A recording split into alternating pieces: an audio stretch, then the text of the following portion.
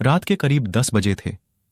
रमेश, जो कि एक ट्रक ड्राइवर था, अपनी एक और लंबी यात्रा पर निकल पड़ा था। इस बार उसकी मंजिल थी एक सुनसान पहाड़ी इलाका, जिसे स्थानीय लोग भूतिया घाटी कहते थे। यह रास्ता बेहद खतरनाक था और रात में तो कोई भी वहां जाने की हिम्मत नहीं करता था। लेकिन रमेश को अपने परिवार के लिए पैसे कमाने थे, इसलिए उसने डर को नजरअंदाज कर दिया और निकल पड़ा। रमेश ने अपना ट्रक स्टार्ट किया और हाईवे पर दौड़ाने लगा। रात का अंधेरा और रास्ते की वीरानगी ने माहौल को और भी डरावना बना दिया था। कुछ किलोमीटर चलते ही उसे एक बूढ़ी औरत सड़क के किनारे खड़ी दिखी। रमेश ने ट्रक रोका और खिड़की से बाहर झांकते हुए पूछा, मां, इस समय यहां क्या कर रही हो? कहीं छोड़ दूं?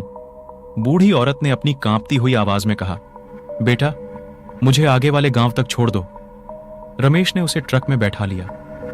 रास्ते में रमेश ने उससे बात करने की कोशिश की, लेकिन वह औरत चुपचाप बैठी रही। कुछ समय बाद रमेश ने ट्रक की ओर देखा, लेकिन वह औरत गायब हो चुकी थी। रमेश का दिल जोर जोर से धड़कने लगा। उसने सोचा कि शायद उसकी आंखों ने धोखा खाया होगा। जैसे जैसे रात गहराती गई, रमेश की नींद भी उचटने लगी। अचानक उसकी नजर सड़क के किनारे लगे एक बोर्ड पर पड़ी, जिस पर लिखा था, खौफनाक घाटी शुरू होती है, सावधान रहें। रमेश ने अपनी ट्रक की रफ्तार धीमी कर ली और ध्यानपूर्वक ड्राइव करने लगा। रास्ते में उसे एक टूटा हुआ पुल मिला, जिसे पार करने के लिए उसे बहुत सावधानी बरतनी पड़ी। जैसे ही वह पुल पार कर रहा था, ट्रक अचानक झटके से रुक गया। उसने ट्रक से नीचे उतरकर देखा तो पाया कि एक टायर फट गया था। रमेश ने ट्रक का टायर बदलने की कोशिश की, लेकिन अंधेरा और सन्नाटा उसे डराने लगा।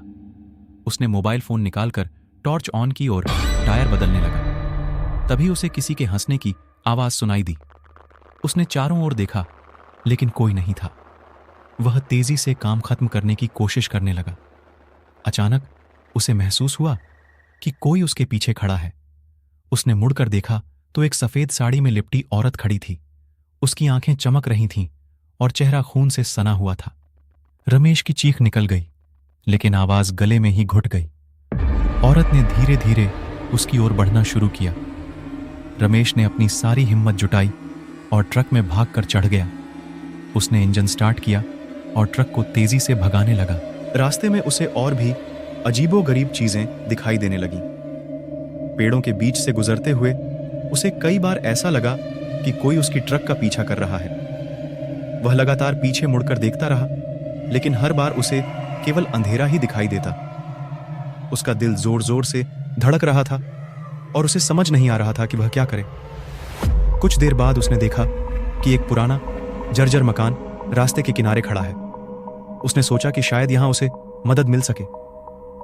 रमेश ने ट्रक रोका और मकान की ओर बढ़ा। मकान के दरवाजे पर दस्तक दी तो दरवाजा खुद ब खुद खुल गया। अंदर का माहौल बेहद डरावना था। दीवारों पर अजीबोगरीब चित्र बने थे और हर तरफ धूल और मकड़ी के जाले थे।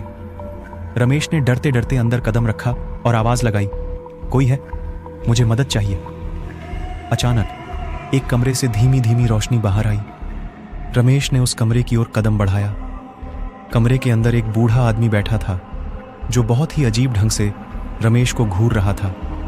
बूढ़े आदमी ने कहा, तुम्हें यहां नहीं आना चाहिए था, यह जगह शापित है। रमेश ने कांपती आवाज में पूछा, शापित? क्या मतलब? बूढ़े आदमी ने एक गहरी सांस ली और कहा, यहां कोई भी रात में सुरक्षित नहीं रहता। यह मकान और यह रास्ता दोनों ही अभिशप्त हैं। कई साल पहले यहां एक हादसा हुआ था, जिसमें कई लोग मारे गए थे। उनकी आत्माएं अब भी यहां भटकती हैं। रमेश का दिल बैठ गया। उसने बूढ़े आदमी से पूछा, तो मैं क्या करूं? बूढ़े आदमी ने कहा, अगर तुम इस रात को जिंदा बचना चाहते हो तो इस मकान से तुरंत निकल जाओ और सूरज उगने तक ट्रक चलाते रहो। पीछे मुड़कर कभी मत देखना, चाहे कुछ भी हो जाए। रमेश ने तुरंत वहां से भागने का फैसला किया। उसने ट्रक में बैठकर इंजन स्टार्ट किया और तेजी से रास्ते पर निकल पड़ा। वह बूढ़े आदमी की बातों को ध्यान में रखते हुए पीछे मुड़कर नहीं देख रहा था। रास्ते में उसे कई बार महसूस हुआ कि कोई उसका पीछा कर रहा है, लेकिन उसने खुद को संभालते हुए ड्राइव जारी रखी। रात के आखिर में जब सूरज उगने लगा तो रमेश ने चैन की सांस ली।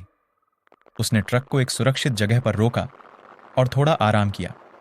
वह जानता था कि उसने एक खौफनाक रात को पार कर लिया था, लेकिन वह कभी भी उस भूतिया घाटी के रास्ते पर नहीं जाने का फैसला कर चुका था।